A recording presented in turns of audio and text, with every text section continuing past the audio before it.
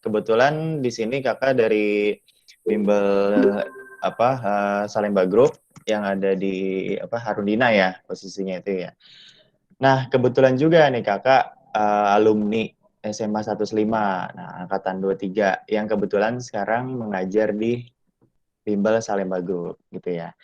Nah, kalian ini kan semua kelas 11 ya, khususnya kelas 11 IPA B, dan di sini Kakak ingin mempresentasikan tentang info PTN, juga sekalian mempresentasikan apa sih yang dipunya oleh fasilitas-fasilitas Salemba Group gitu kan. Nah, jadi di sini mumpung kalian masih kelas 11, jadi masih ada waktu nih ya buat lebih giat lagi belajar dan menentukan bimbel pilihan kalian gitu ya.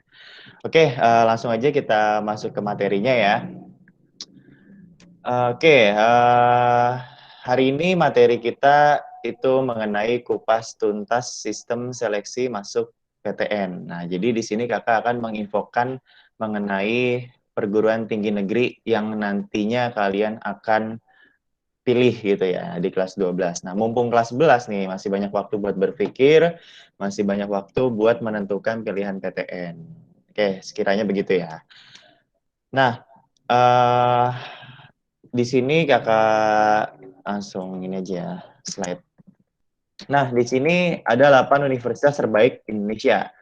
Ya, di antaranya itu adalah Universitas Indonesia, Universitas Diponegoro, ada Institut Teknologi 10 November, ada Universitas Pajajaran, ada Institut Pertanian Bogor atau IPB, ada ITB, ya, ada UGM, dan terakhir ada Erlangga. Nah, jadi di sini adalah 8 universitas terbaik di Indonesia.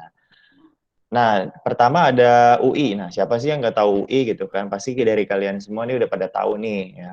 Undip juga kan terkenal, IPB juga kan. Terus UGM apalagi kan, pasti kalian udah pada tahu nih gitu kan. Nah, ini adalah potret lambang ya, lambang dari universitas terbaik yang ada di Indonesia. Oke, di sini Kakak mau menjelaskan deskripsi jalur masuk dan alokasi daya tampung masuk perguruan tinggi negeri. Nah, jadi jalur yang dimiliki oleh PTN untuk masuk untuk masuk ke PTN nanti itu ada 3 jalur. Ya, pertama ada SNMPTN, yang kedua ada SBMPTN, dan yang ketiga ada jalur mandiri. Oke, nah untuk SNMPTN itu minimal siswa yang mengikuti SNMPTN itu yang diterima itu adalah 20% dari semua dari jumlah seluruh peserta yang ikut SNMPTN. Ya, terus kalau dari SBMPTN itu yang diterima itu minimal 40% dari seluruh peserta yang ikut SBMPTN.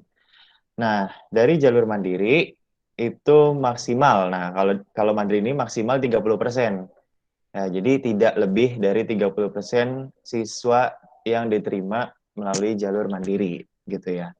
Nah, jadi itu kira-kira ya 3 jalur utama untuk masuk ke PTN. Ya, ada SNMPTN. SNMPTN itu kan jalur rapot ya, dia itu jalur rapot, jalur undangan disebutnya ya, SNMPTN. Nah, terus kalau SBMPTN itu jalur tes ya, UTBK, nanti dia nama tesnya itu UTBK gitu ya. Nah, kalau mandiri itu adalah jalur tes yang dilaksanakan oleh kampus masing-masing. Jadi 3 jalur ini yang memungkinkan kalian untuk masuk ke PTN gitu ya. Jadi nyawanya ada 3 nih gitu ya. Nah, itu kira-kira ya untuk deskripsi jalur masuk ke PTN. Oke, kita lanjut. Nah, ini kalau ini rangkuman jadwal SNMPTN, UTBK, dan SBMPTN tahun 2021. Nah, jadi ini rangkuman jadwal masuk PTN di tahun ini. Nah, nanti kakak kelas kalian nih, ya kakak kelas kalian ini akan melaksanakan apa sih rangkaian-rangkaian jadwal tersebut. Nah, nanti untuk tahun kalian kan nanti kalian ikut yang 2022 ya. Nah, kemungkinan nggak akan beda jauh nih, ya paling beda seminggu atau 2 minggu biasanya, ya sama jalur-jalur sama jadwal yang ada di sini kayak gitu. Ya, jadi kira-kira seperti ini ya gambarannya ya untuk jalur SNMPTN dan SBMPTN. Nah, ini yang tahun ini. Kalau tahun depan nanti kemungkinan bedanya seminggu atau 2 minggu gitu. Biasanya seperti itu gitu ya. Oke, kita lanjut ya. Nah, sekarang kakak mau jelasin dulu nih ya mengenai SNMPTN tahun 2021, yang mana tahun 2021 ini ada tahunnya kakak kelas kalian. Nah, jadi gambarannya gimana sih penilaian SNMPTN itu seperti apa, jalurnya itu, kriterianya itu seperti apa. Nah, kakak mau jelasin nih ke kalian ya. Oke, di sini bagaimana siswa dapat ikut SNMPTN? Nah, gimana nih caranya nih? Ya, pertama, kita harus tahu dulu akreditasi sekolah. Nah, akreditasi sekolah itu akreditasinya udah apa nih? A, B, atau C gitu. Nah, kalau akreditasi A itu 40% terbaik di sekolahnya. Jadi apa siswa yang boleh ikut SNMPTN itu 40% terbaik di sekolahnya. Yaitu sekitar paralel 1 sampai paralel 50-an deh. Ya, sekitar segitu pokoknya. Ya, nah, untuk yang akreditasi B itu hanya 25% terbaik di sekolahnya. Nah, terus untuk yang akreditasi C itu 5% terbaik di sekolahnya. Nah, kebetulan kalau untuk SMA 105 sendiri, dia udah yang akreditasi A. Jadi 40% terbaik di sekolahnya itu bisa ikut kuota SNMPTN. Nah, jadi SNMPTN itu ya jalur rapot, jalur undangan ini nggak semuanya boleh ikut ya, cuman yang peringkat-peringkat di atas biasanya. Ya 40% paralel terbaik di sekolah gitu. Jadi peringkat 1 paralel sampai peringkat 50 paralel ya, sekitar segitulah pokoknya ya. Nah, jadi itu yang boleh ikut SNMPTN, yang boleh yang ikut yang masuk kuota SNMPTN itu kira-kira. Nah, terus selain akreditasi sekolah, terus apalagi yang dilihat nih? Nah, yang dilihat itu adalah rekam jejak akademik semester 1 sampai dengan 5. Nah, jadi juga dilihat nih, ya nilai kalian nanti dari semester 1 sampai dengan semester 5, nilainya gimana gitu. Untuk yang IPA, itu dilihat adalah matematika, bahasa Indonesia, bahasa Inggris, fisika, kimia, sama biologi. Nah, jadi 6 pelajaran utama yang dilihat ya. Kebetulan kan kalian IPA nih. Ya, IPA itu yang dilihat itu nih nilainya nih. Matematika, bahasa Indonesia, bahasa Inggris, fisika, kimia, biologi. Ya, kalau IPS itu matematika, bahasa Indonesia, bahasa Inggris, ekonomi, sosiologi, geografi. Kayak gitu ya. Jadi itu kira-kira ya yang dilihat. Pertama, akreditasi sekolah. Dan yang kedua adalah rekam jejak akademik semester 1 sampai dengan semester 5. Oke. Nah, di sini Kakak memaparkan data persaingan SNMPTN. Ya. Nah, persaingan SNMPTN itu dari tahun 2014 sampai tahun 2020. Ya, 2014 pesertanya itu 777.000 sekian dan yang lolos itu hanya 125.406. Nah, presentasi kelulusan itu adalah 16,13% gitu ya. Nah, jadi ini ya, ini datanya itu sangat fluktuatif gitu ya. Artinya berubah-ubah dari tahun 2014 terus 2015 pesertanya bertambah, 2016 itu berkurang, 2017 itu berkurang, 2018 berkurang, 2019 berkurang, 2020 pesertanya juga berkurang. Nah, kenapa bisa berkurang? Karena di sini ya dari tahun 2016 ya 2016, 2017, 2018 sampai 2020 kemarin itu peserta SNMPTN dibatasi ya. Yang boleh ikut SNMPTN itu hanya yang memasuki kuota. Nah, jadi semakin ke sini peserta SNMPTN itu semakin berkurang. Nah, kayak gitu kira-kira ya. Nah, kalau dulu kenapa banyak pesertanya? Karena seluruh siswa yang ada di sekolah tersebut boleh mengikuti SNMPTN. Ya, tapi kalau sekarang enggak ya. Kalau sekarang itu hanya yang lolos kuota SNMPTN, yaitu peringkat paralel terbaik di sekolahnya. Nah, begitu kira-kira ya. Nah, terus juga presentasi kelulusannya itu semakin bertambah ya. Semakin bertambah karena jumlah pesertanya juga sedikit gitu ya. Jadi jumlah pesertanya berkurang. Nah, kira-kira seperti itu ya gambaran persaingan SNMPTN dari tahun ke tahun. Ya, mulai tahun 2014 sampai tahun 2020. Oke, yang mau bertanya nanti kita akan ini ya, akan ada sesi pertanyaan ya. Oke. Nah, di sini ada penilaian SNMPTN. Nah, penilaian SNMPTN itu yang dilihat itu ada apa aja? Yang pertama itu adalah jenis kelas dan akreditasi sekolah. Nah, jadi ini dilihat juga nih, akreditasi sekolah itu akreditasinya apa? Tadi yang kakak bilang, A, B, atau C. Gitu. Nah, terus nilai rapot. Nah, ini nilai rapot saja ya. Kalau UN kan udah nggak ada nih. Nah, jadi kemungkinan ya nilai rapot saja yang dilihat, yaitu nilai semester 1 sampai dengan semester 5. Nah, terus peringkat paralel siswa. Ini juga dilihat juga nih. Ya, misalnya kalian peringkat 1 atau misalnya peringkat 5 paralel. Nah, kemungkinan kan masih bisa ikut SNMPTN tuh. Nah, yang biasanya tuh yang 50-50 itu adalah siswa-siswa yang peringkatnya itu sekitar peringkat 50, ya peringkat 49. Nah, itu dia antara ikut atau enggak tuh. Ya, jadi peringkat paralel siswa juga dilihat tuh. Nah, terus prestasi yang lain.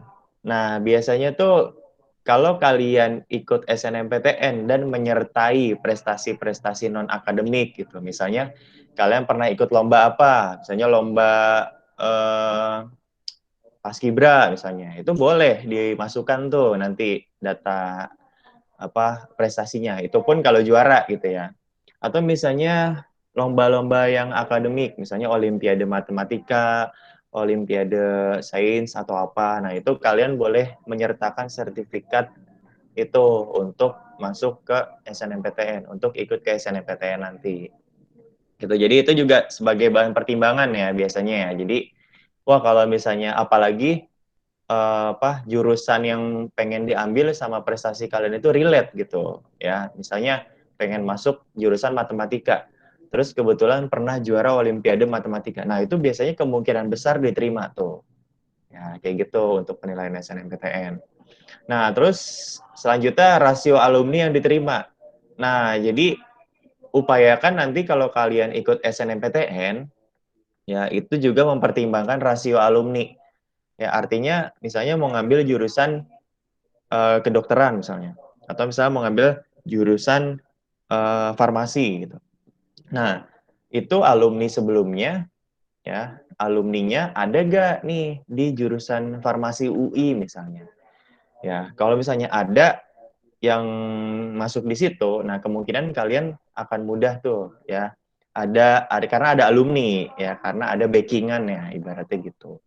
Nah, tapi kalau misalnya kalian mau masuk ke kedokteran UI misalnya, tapi secara alumni belum pernah ada. Nah, itu agak susah gitu ya. Jadi upayakan kalian nanti ketika pemilihan SNMPTN, kalian butuh data-data alumni yang lolos di PTN itu di mana aja gitu. Karena itu adalah juga sebagai pertimbangan kalian untuk lolos di jalur SNMPTN gitu ya.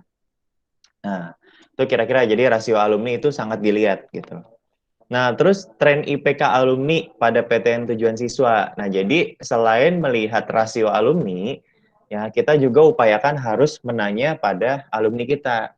Nah, dulu kakak di jurusan farmasi UI IPK-nya berapa ya gitu. Nah, kenapa? Karena kemungkinan kalau misalnya IPK-nya juga meningkat, IPK-nya bagus, kemungkinan adik kelasnya juga akan diterima di jalur tersebut dan di jurusan tersebut gitu. Kalau IPK-nya jelek, nah itu agak 50-50 tuh ya, bisa juga nanti diambil adik kelasnya atau nanti panitianya itu kampusnya itu melihat dari sekolah lain karena dilihat alumninya tersebut IPK-nya jelek gitu. Jadi itu ya kira-kira ya pertimbangan yang dimiliki oleh kampus kayak gitu, PTN. Jadi itulah pertimbangan yang dimiliki oleh PTN. Gitu ya kira-kira ya.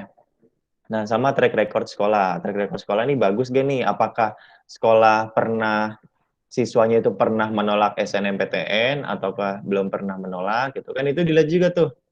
Ya, kalau misalnya sekolah itu pernah siswanya menolak SNMPTN, nah itu juga kan akan di blacklist loh, ya kan. Jadi agak-agak bahaya tuh kalau misalnya nanti ada yang menolak SNMPTN, gitu. Kebetulan nanti kalau ada yang menolak, nanti kemungkinannya akan di blacklist sekolahnya. Nah, jadi seperti itu ya. Jadi banyak nih pertimbangan penilaian SNMPTN yang perlu dilihat oleh kalian. Itu ya. Jadi dari mulai jenis kelas sampai ke track record sekolah. Oke, begitu ya kira-kira ya. Nah, terus di sini kakak memaparkan juga penyebab kegagalan SNMPTN itu kenapa? Pertama, ya kesalahan pilihan prodi PTN. Ya, biasanya penyebab kegagalan yang pertama itu adalah salah pilih jurusan, ya, atau salah pilih prodi, kayak gitu. Ya, kalau bisa contoh deh, kalian misalnya naruh kedokteran itu di pilihan kedua, ya. Pilihan pertamanya itu misalnya kesehatan masyarakat. Nah, itu kan secara apa ya, secara urutannya udah salah gitu. Jadi kalian upayakan kalau misalnya milih jurusan di SNMPTN itu juga berdasarkan passing grade. Ya, pertama berdasarkan passing grade, yang kedua juga berdasarkan daya tampung. Jadi jangan sampai kalian salah memilih dalam pilihan PTN-nya, ya pilihan jurusannya. Yang kedua, ya kesalahan urutan pilihan prodi. Nah, tadi nih ya, kesalahan urutannya gitu. Yang ketiga, tidak memenuhi standar minimal. Nah, jadi artinya passing grade jurusan kedokteran UI itu nilainya itu nilai rata-rata minimal yang dibutuhkan itu 90 misalnya gitu. Nah, tapi kalian nilai 85 pengen masuk kedokteran. Nah, itu susah, itu sangat sulit. Ya, kenapa? Karena secara passing grade kedokteran aja udah tinggi. Itu kan 90 nilai rata-rata yang dibutuhkan. Ya, sedangkan kalian nilai rata-rata rapotnya itu cuma 85. Nah, itu agak-agak susah seperti itu ya. Apalagi kedokteran itu kan pertama passing grade tinggi, ya kedua daya tampungnya sedikit. Nah, kayak gitu ya. Jadi itu perlu pertimbangan-pertimbangan kalian nih ya, pertimbangan lagi untuk memilih jurusan-jurusan tersebut. Nah, itu ya kira-kira penyebab kegagalan di SNMPTN. Pertama, kesalahan pilihan prodi, kalian salah memilih prodi gitu kan. Yang kedua, kalian salah urutan prodi. Yang ketiga, tidak memenuhi standar minimal, tidak memenuhi passing grade jurusan tersebut. Kayak gitu kira-kira ya, yang menyebabkan kegagalan SNMPTN. Nah, maka dari itu ya di sini kakak menjelaskan ada program yang namanya program konsul. Ya, jadi di SG itu kita punya namanya klinik pemilihan prodi dan PTN yang disingkat itu KP3. Nah, di sini Bimbel SG memfasilitasi seorang konselor di setiap cabang untuk membantu siswa dalam memberikan informasi mengenai PTN dan pemilihan program studi berdasarkan kemampuan dan minat siswa. Nah, jadi supaya adik-adik semua enggak salah memilih jurusan, ya tidak salah memilih urutan prodi, ya tidak salah dalam menentukan pilihan jurusan yang ada di PTN. Nah, maka dari itu di SG itu ada namanya klinik pemilihan prodi dan PTN KP3. Nah, jadi kalau adik-adik minat gitu kan, di situ kita nanti berdiskusi, nanya-nanya tentang PTN passing grade-nya berapa gitu kan, daya tampungnya berapa. Nah, jadi di SG itu ada namanya KP3 disebutnya. Nah, di sini pertama kita lihat ya, SG menunjuk seorang konselor. Nah, jadi nanti ada orang yang menyarankan. Nah, itu namanya konselor disebutnya. Ya, kalau di SG. Jadi, kalau di sekolah itu kayak guru BK. Nah, sedangkan kalau di bimbel SG itu namanya konselor. Gitu ya. Nah, SG menunjuk seorang konselor untuk membantu siswa dalam memilih jurusan dan universitas berdasarkan kemampuan dan minat siswa, serta membantu memberikan informasi mengenai PTN. Nah, kebetulan nanti di SG Arundina ya, yang posisinya di Arundina ini, kebetulan konselornya itu kakak sendiri ya. Nanti kalian kalau misalnya butuh saran jurusan atau misalnya butuh tanya-tanya data mengenai passing grade suatu jurusan itu bisa nanti nanya ke kakak kalau kalian daftar di bimbel SG gitu ya.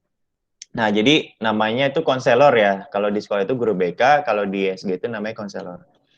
Nah, yang kedua, SG menyediakan aplikasi online klinik.snmptn.com yang memudahkan siswa untuk menganalisis nilai berdasarkan pilihan dan universitas.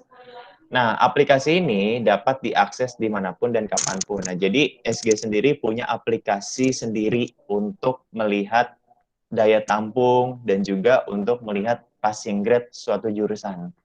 Gitu ya. Jadi punya aplikasi seperti itu di SG. Nah, jadi kalau kalian bingung gitu kan, kalau kalian bingung, aduh nanti takutnya milih PTN salah nih gitu, salah urutannya nih, salah data passing grade nih. Nah, oke, kalau kalian minat ya silakan gabung dengan SG karena di SG itu ada klinik pemilihan prodi dan PTN, itu disebutnya KP3.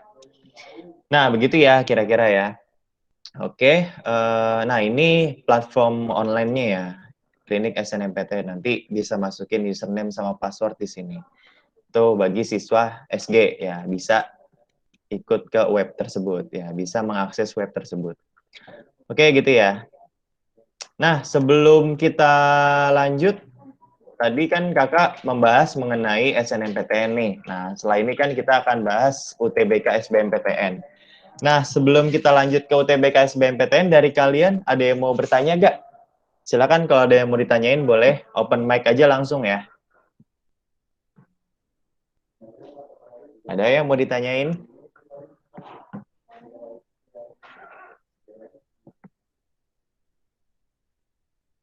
Apakah ada yang mau ditanya? Nggak ada ya. Kalau nggak ada, kita lanjut ya. Kita lanjut dulu di yang UTBK. Nah, kakak akan menjelaskan mengenai UTBK SBMPTN 2021. Nah, aturan itu seperti apa, ya penilaiannya gimana, dan apa aja yang dites, ya kan, yang diujikan di UTBK ini. Nah, oke, kita lihat di sini ya. Jadi UTBK untuk tahun 2021 ini, nah, metode tesnya itu adalah ujian tulis berbasis komputer, ya, atau UTBK disebutnya. Nah, UTBK berbasis Android masih dikembangkan. Jadi nanti kemungkinan ke depannya nanti nih ya akan dilaksanakan UTBK melalui Android. Cuman nanti gitu kan masih tahap rencana. Nah, untuk materi tes itu terdiri dari tes potensi skolastik atau TPS dan tes kompetensi akademik atau TPA.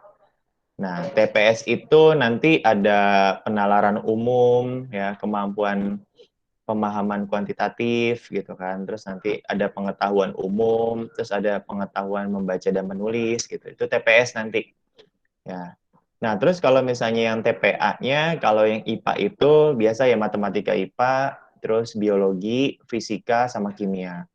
Nah, kalau yang IPS-nya itu ada sosiologi, ada ekonomi, ada geografi, sama sejarah gitu ya. Nah, itu materi tesnya. Terus kelompok ujiannya. Nah, jadi kelompok ujiannya itu ada 3. Ada Saintek. Saintek itu yang IPA, untuk yang IPA ya. Nah, kalau Sosum itu untuk yang IPS. Nah, atau campuran. Campuran itu apa? Campuran itu berarti kalian tesnya itu ikut tes IPA sama ikut tes IPS. Nah, nanti milih jurusannya, milih prodinya. Bisa 2, bisa yang IPS kita ambil bisa, yang IPA juga bisa kita ambil. Nah, jadi kalau campuran itu kalian bisa ambil 2 jurusan berbeda, jurusan IPS sama jurusan IPA. Nah, tapi tesnya juga banyak. Ya, tesnya itu nanti tes IPA juga, tes IPS juga. Nah, itu untuk yang campuran. Ya, tapi kalau yang saintek, ya udah berarti kalian tesnya IPA aja dan jurusannya jurusan IPA. Ya, kalau misalnya sosum, kalian itu ikutnya tes IPS dan juga jurusan yang bisa diambil hanya jurusan IPS gitu ya. Nah, terus pelaksanaan tes. Nah, jadi tes dilaksanakan dalam 2 gelombang. Ya, 14 hari dan 28 sesi. 2 sesi setiap hari. Nah, jadi ada 2 gelombang tuh nanti.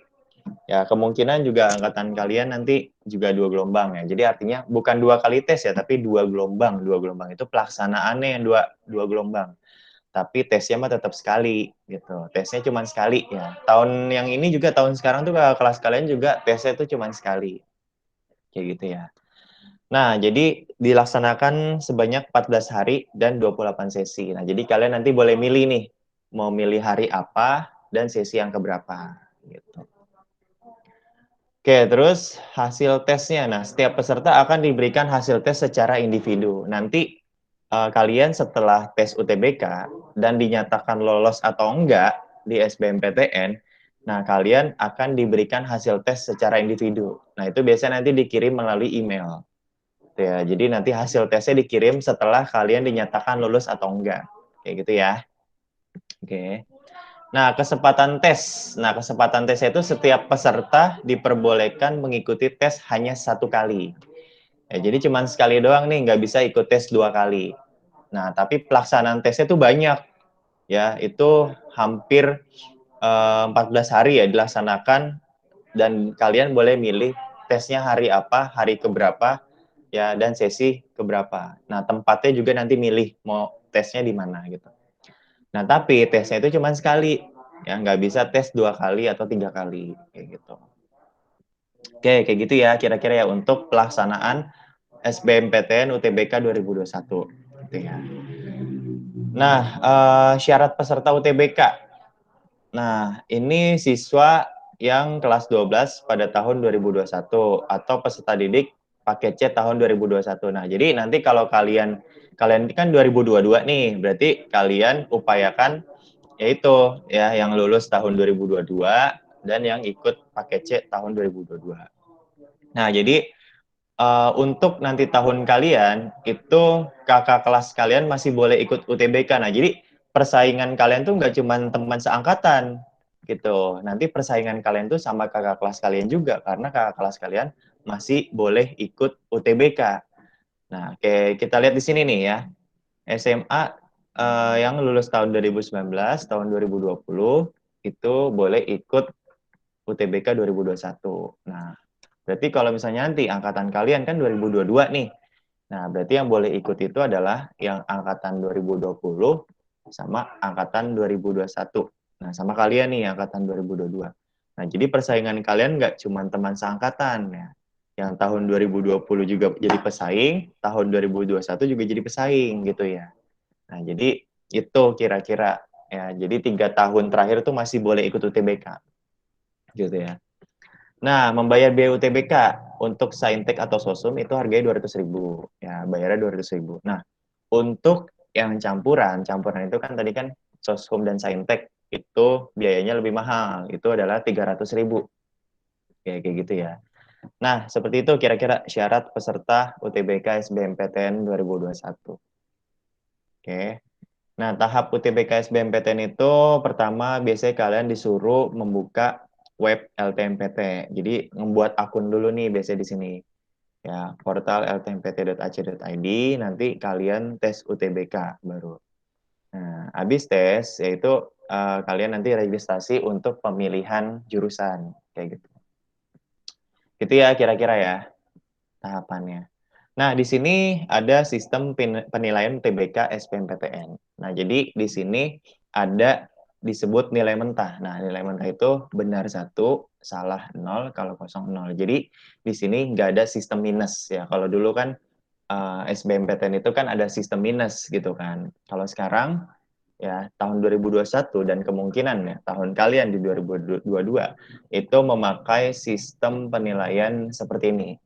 Ya, benar 1, salah 0, dan kosong kalau dikosongin 0. Nah, itu disebut penilaian itu disebut memakai teori respon butir. Nah, jadi memperhitungkan semua soal yang bisa dijawab pada soal kategori mudah, sedang, dan sukar.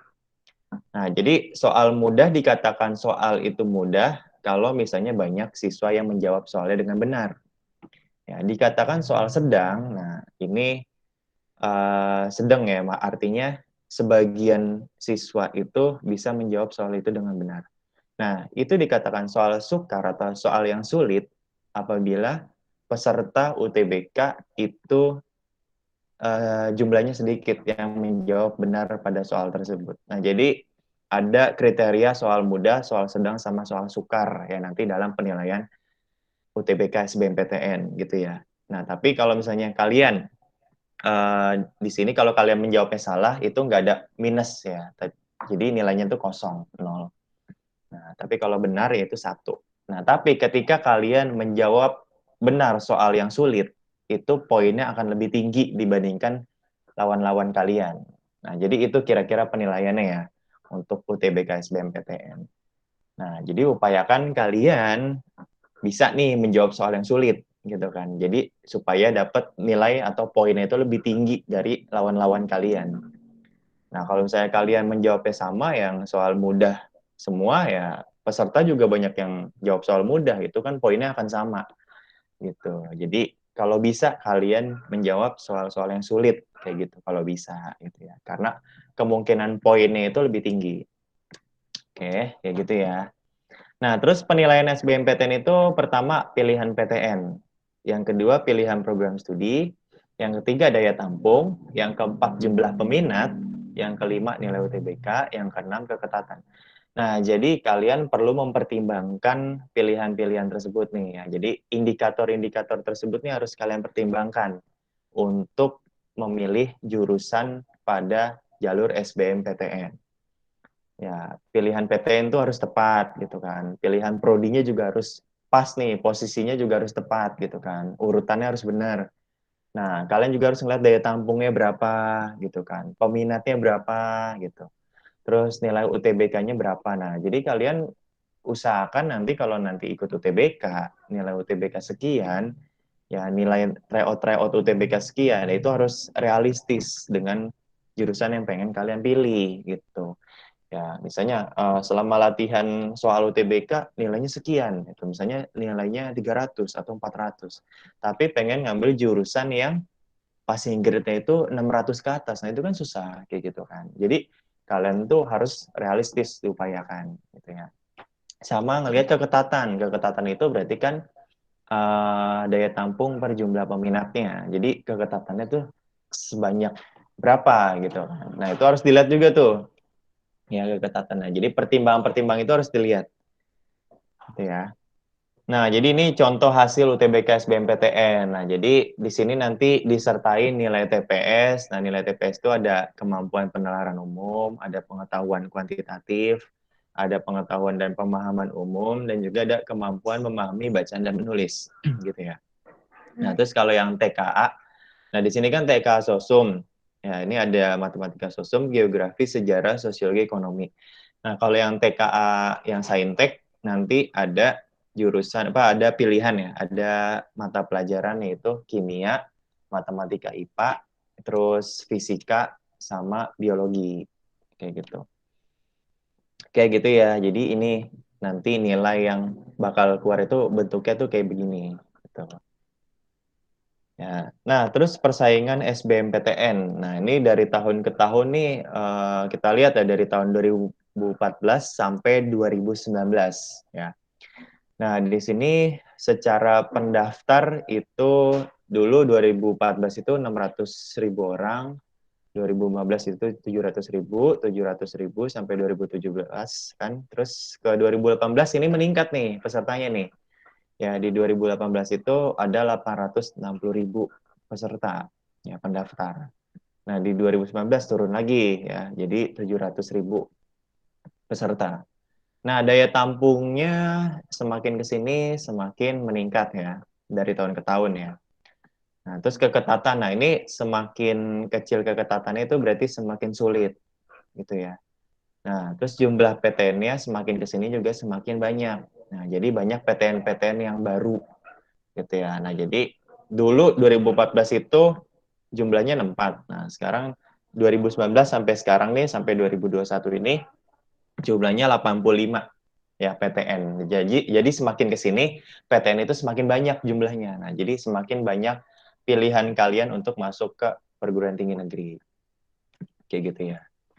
Nah, terus di sini Kakak ngutip dari web LTMPT. Nah, jadi di sini LTMPT itu memberikan data mengenai range nilai gitu ya. Nah, jadi di sini ada range nilai ya, ada nilai 300, terus ada nilai 400, ada nilai 500. Nah, di sini nilainya 600 ke atas ya.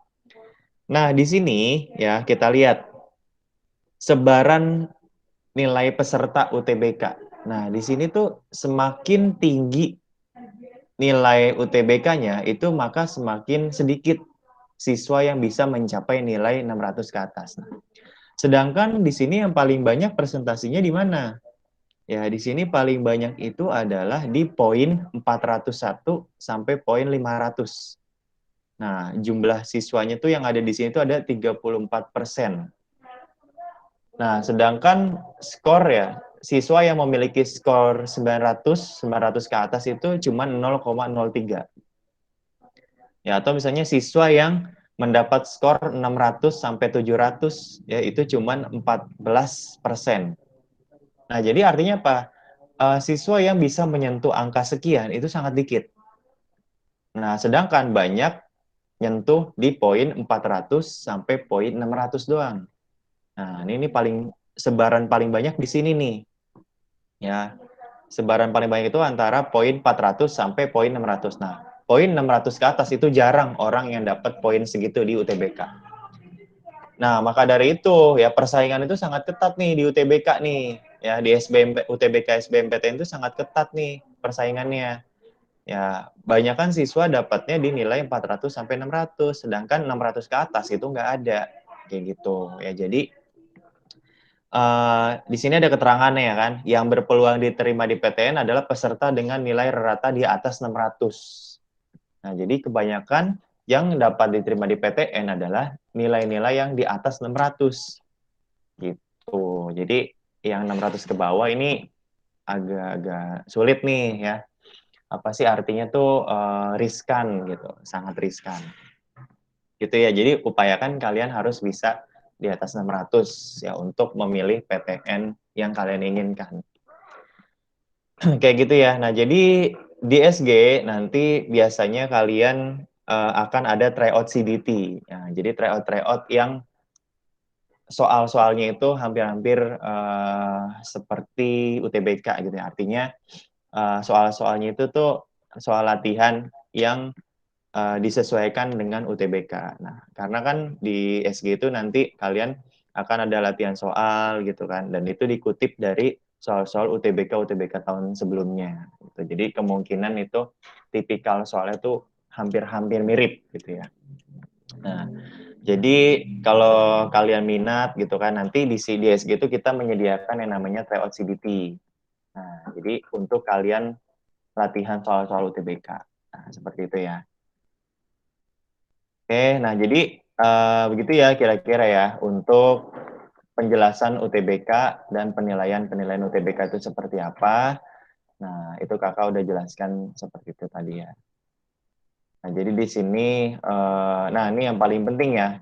Kalau kalian mau pilih jurusan nanti, ya kalian itu upayakan harus berkomunikasi dengan orang tua, ya dengan keluarga gitu. Biasanya kadang gini, anaknya mau di luar kota tapi orang tuanya nggak ngebolehin gitu, atau misalnya anaknya mau jurusan ini tapi orang tuanya nggak ngebolehin. Nah gitu, jadi upayakan kalian harus berkomunikasi lebih baik nih sama orang tua kalian nih, sama keluarga kalian, karena biasanya keinginan anak juga nggak sesuai dengan keinginan orang tua. Nah jadi harus ada sisi demokratis nih, artinya kalian harus berdiskusi dengan orang tua gitu ya. Jadi jangan asal pilih gitu kan. Orang tua kalian nggak setuju tapi kalian tetap ambil itu. Nah, jangan sampai kayak gitu ya. Karena doa orang tua itu juga menyertai kalian. Gitu ya kira-kira ya. Oke. Nah, terus kalian juga harus punya rencana. Jadi, kenapa sih saya mau milih jurusan farmasi gitu? Iya, karena memang pengen kerja di sini, kerja di sini, kerja di sini misalnya. Nah, kalian sendiri harus punya rencana ya. Setelah lulus, nah prospek kerjanya apa kayak gitu. Jadi jangan asal pilih ambil jurusan. Nah, misalnya mau ngambil jurusan sastra, sastra apa? Sastra Jawa, mau ngapain gitu kan. Kerjanya apa? Prospeknya apa kayak gitu. Nah, jadi harus kalian tuh harus punya rencana ya, harus punya planning prospek kerja jurusan tersebut tuh apa kayak gitu. Nah, jadi kayak gitu ya. Terus juga kalian harus tahu nih aturan seleksi. Ya, karena kebanyakan kalian tuh kurang informasi mengenai PTN. Ya, jalur PTN, jalur SNM itu kayak gimana gitu. UTBK SBMPTN itu kayak gimana gitu kan. Nah, jadi kalian tuh kebanyakan belum tahu nih ya aturan seleksi itu gimana, kurang informasi. Nah, jadi apa? Jadi salah ngambil jurusan, salah strategi, nah kayak gitu-gitu. Jadi kalian harus memikirkan hal tersebut gitu, dan tahu aturan seleksi. Kayak gitu ya. Nah, yang terakhir kalian harus doa gitu ya. Doa ini sangat penting karena kalau udah usaha tapi nggak doa itu sama aja. Nah, jadi harus balance ya antara usaha sama doa itu harus seimbang. Kayak gitu ya kira-kira ya. Oke, nah di sini adalah siswa-siswa yang lulus di jalur SNMPTN, UTBK maupun jalur-jalur mandiri. Itu siswa SG ya. Nah, di sini ada dari 105, ini ada Zahra. Ya, Zahra Putri ini dari SMA 105. Terus ada Kalita Taviana, dia di UI nih. Ya, kalau ini tadi di antropologi UI. Ya, kalau antropologi Undip nih. Zahra itu di antropologi Undip. Terus ada siapa tadi? Ada Kalita, dia di vokasi UI. Ya, jurusan administrasi. Ya, terus ada Edward di sini. Dia jurusan pendidikan ekonomi di UNJ. Ya. Terus ada Wian. Nah, di sini ada Wian Akadi. Dia itu jurusan sosiologi Universitas Brawijaya.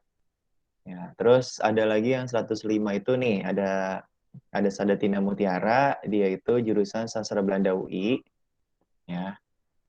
Terus di sini, nah ada Rizky Rahmatullah di sini pojok kiri bawah. Ya, dia jurusan komunikasi di UPN. Ya. Nah, di sini ada Winiar Artanti, dia jurusan akuntansi di IPB, ya D3. Terus ada Martunas gitu kan. Dia jurusan ilmu kesejahteraan keluarga di UNJ. Nah, terus ada Farel nih, dia di UI ya, jurusan teknik teknik elektro deh, kalau nggak salah dia. Teknik elektro. Terus ada Noval di UPN jurusan teknik mesin. Ya, itu IPA-nya. Ya, terus ada Fuad juga dia masuk di manajemen di manajemen UIN. Ya, dia di manajemen UIN. Tuh. Nah, terus ada Farah, itu kan ini 105 semua nih. Ya, ada Farah, dia jurusan sastra Inggris UI. Ada Renal, ya Renal ini dia jurusan aktuaria ya di UI. Ya, ada Neva juga aktuaria ya. Terus Nadia Gracia, dia itu masuk sastra Prancis Unpad gitu ya. Ada Revina itu ambil apa sih ilmu politik Unpad. Ya, terus ada Alvina, ya, dia di Untirta. Ya, terus ada Damar di UPN Veteran, ada di PNJ gitu kan. Nah, banyak nih alumni kalian semua nih ya. Ada Revaldo ini dia sastra Belanda di UI juga gitu kan. Nah, terus ada Syadan juga di UIN. Nah, jadi banyak ya. Alumni-alumni 105 banyak nih dari IPA maupun IPS banyak yang lolos di PTN. Nah, jadi kalau kalian mau mengikuti jalur-jalur alumni kalian nih, ya boleh banget, silakan gitu ya. Nah, di sini kalian bisa milih ya. Nanti kalian kalau misalnya kalian minat di SG, ya di Bimbel Salemba Group, di sini ada kelas reguler ya. Kelas reguler itu isinya 15 orang. Terus kalau excellent itu isinya 12 orang. Terus kalau misalnya eksekutif itu isinya 6 orang per kelas. Nah, jadi jika kalian minat di SG ya, itu kalian bisa milih kelas gitu ya. Nah, selama pandemi nanti kelas reguler itu isinya 9 orang, kelas excellent itu 6 orang, dan kelas eksekutif itu isinya 4 orang. Kayak gitu ya. Oke. Nah, jadi beda nih. Kalau tadi kan yang kelas pada umumnya ya sebelum pandemi gitu. Nah, kalau yang selama pandemi nih ya pada saat sekarang ini itu isinya terbatas. Jadi nggak lebih dari sekian gitu ya. Nah, jadi di sini kakak mau promosiin ya Bimbel SG itu gimana ya biayanya ya. Nah, untuk tarifnya di sini kan udah ada nih ya, udah ada apa? Udah ada harganya. Nah, kalian bisa lihat sendiri di sini.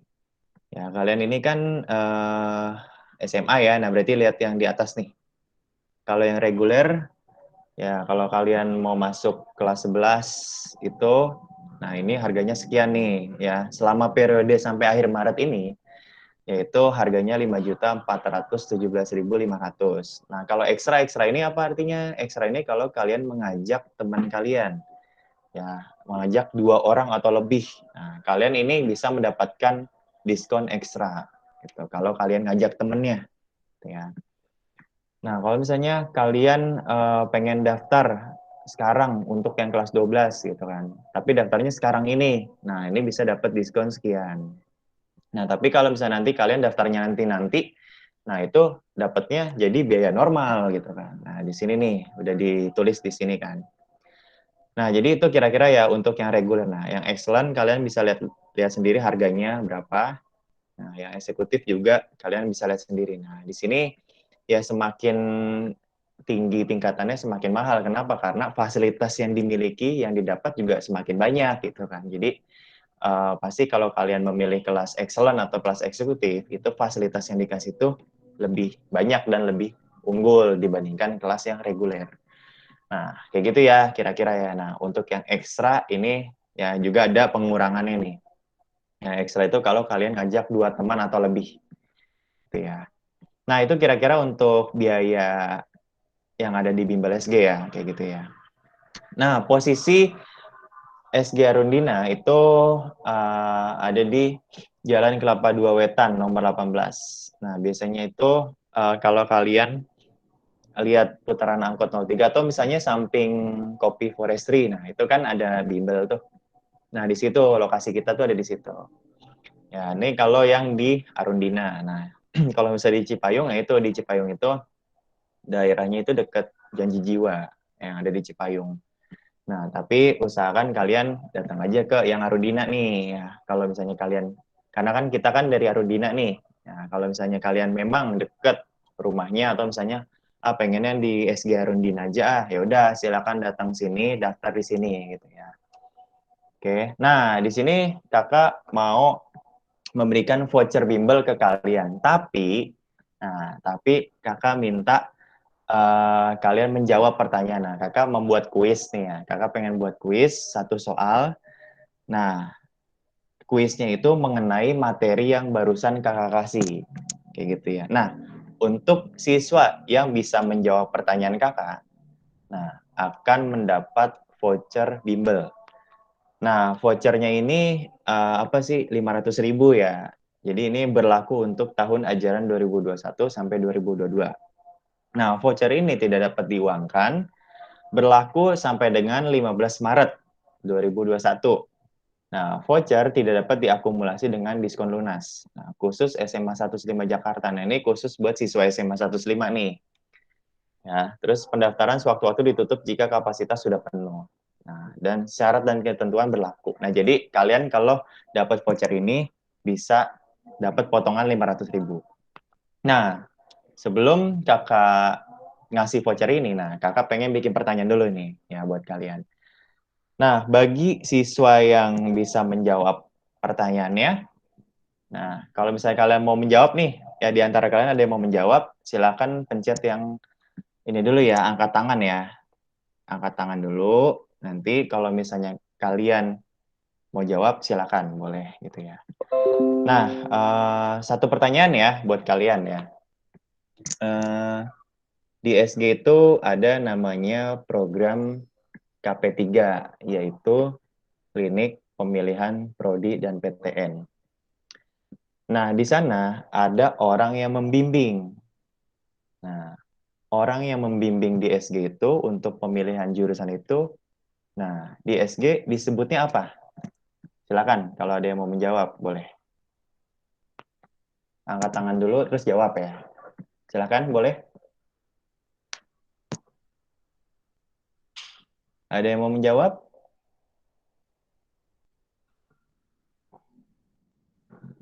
Ayo, boleh jawab. Oke, nah di sini Alesia Kurnia. Oke, Alesia silakan jawab. Apa jawabannya? Konselor, Kak. Oke, nah jawabannya konselor, benar ya. Nah, berarti Alesia berhak mendapatkan voucher bimbel 500.000. Oke, selamat ya. Nah, nanti vouchernya ini bakal kakak kirim di WA ya. Nanti kan kalian kan udah dikasih absen ya, udah dikasih absen sama Bu Esther ya di nih kalian cek di ini nih di pesan. Nah, kan ada Google Form tuh di situ. Nah, kalian nanti isi ya. Kalian isi data nama, kelas sama nomor handphone ya. Nanti kalian isi sama nanti kalian isi data-data yang ada di situ ya pokoknya diisi aja gitu. Itu untuk absensi kalian. Ya, itu menandakan kalian hadir atau tidak dalam pertemuan ini. Jadi upayakan kalian wajib mengisi absen yang ada di situ. Nah, khusus untuk siapa tadi? Alesia ya, Alesia Kurnia. Nanti isi data Google Form-nya, nanti kakak kirim via WA ya untuk vouchernya. Oke, selamat untuk Alesia ya, udah menjawab dan mendapatkan voucher bimbel sebesar 500.000. Nah, kalau kamu mau nanti menukarkan, silakan datang ke SG Arundina, gitu ya. Dan kalian juga kamu juga kalau misalnya mau daftar atau misalnya mau menukarkan, silakan datang langsung ke sini. Nah, di sini ya di slide terakhir juga dibuka pendaftaran siswa baru tahun 2021 sampai 2022. Nah, kalau kalian nanti minat nih, Kak, saya daftarnya nanti aja deh kelas 12, ya pas sudah masuk kelas 12. Nah, kalau misalnya kalian nanti daftar yang ajaran baru, nah itu nanti kalian dapat kartu flash. Nah, jadi di ISG itu menyediakan kartu flash untuk siswa yang mendaftar untuk tahun ajaran baru. Nah, ini kartu flashnya itu dapat berapa nih isinya? Nah, dapat isinya itu adalah 50.000. Ya, jadi kalian bisa mendapat kartu flash apabila mendaftar di Bimbel Salemba Group untuk tahun ajaran baru nanti. Gitu. Berarti untuk kelas 12 nanti gitu ya. Nah, nanti kalian dapat kartu flash, ini bisa digunain untuk apa aja? Bisa digunain untuk belanja di Indomaret, bisa digunain untuk e-tol ya, untuk gerbang tol gitu. Nah, bisa isi ulang juga di Indomaret. Nah, jadi kartu flash itu berarti kan BCA ya. Nah, ya dia BCA. Nah, jadi bisa kalian gunakan untuk belanja maupun untuk kartu tol gitu.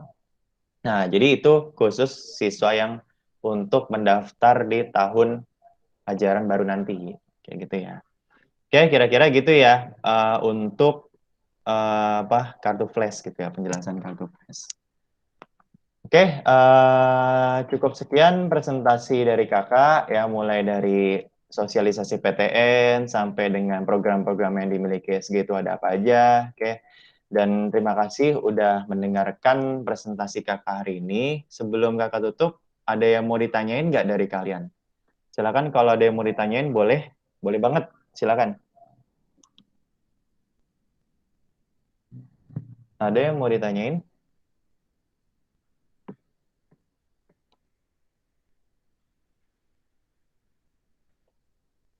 Oke ya, kalau memang nggak ada yang mau ditanyain, kalau dari Bu Esther ada yang mau ditambahin Bu? Boleh Bu kalau ada yang mau ditanyain atau mau ditambahin? Enggak, kayaknya udah deh Mas. Oke, udah cukup ya Bu ya? Ya. Oke, makasih banyak Bu ya. Nah, oke, terima kasih banyak untuk adik-adik semuanya gitu ya, udah mendengarkan dari awal sampai habis. Dan semoga kalian mendaftar di Bimbel SG ya, dan kalian tertarik dengan program-program yang dimiliki oleh SG gitu ya. Nah, untuk tadi Alesia silakan menukarkan vouchernya ke Salemba Group ya, dan itu untuk khusus untuk pendaftaran ya, nggak bisa diuangkan gitu ya. Nah, untuk adik-adik juga jangan sampai lupa isi absennya di Google Form. Nah, di sini ada nih ya di pesannya, di di message-nya ada. Nah, kalian klik Google Form-nya, kalian isi Google Form-nya untuk menandakan kalau kalian hadir dalam pertemuan sosialisasi PTN ini. Oke, terima kasih semuanya adik-adik udah mendengarkan. Ya, kakak pamit undur diri. Wassalamualaikum warahmatullahi wabarakatuh. Selamat siang semuanya. Kakak tunggu kalian daftar di SG ya. Makasih semuanya. Waalaikumsalam warahmatullahi wabarakatuh. Makasih, Kak. Ya, makasih semuanya. Sama-sama. Makasih, Kak. Iya, sama-sama.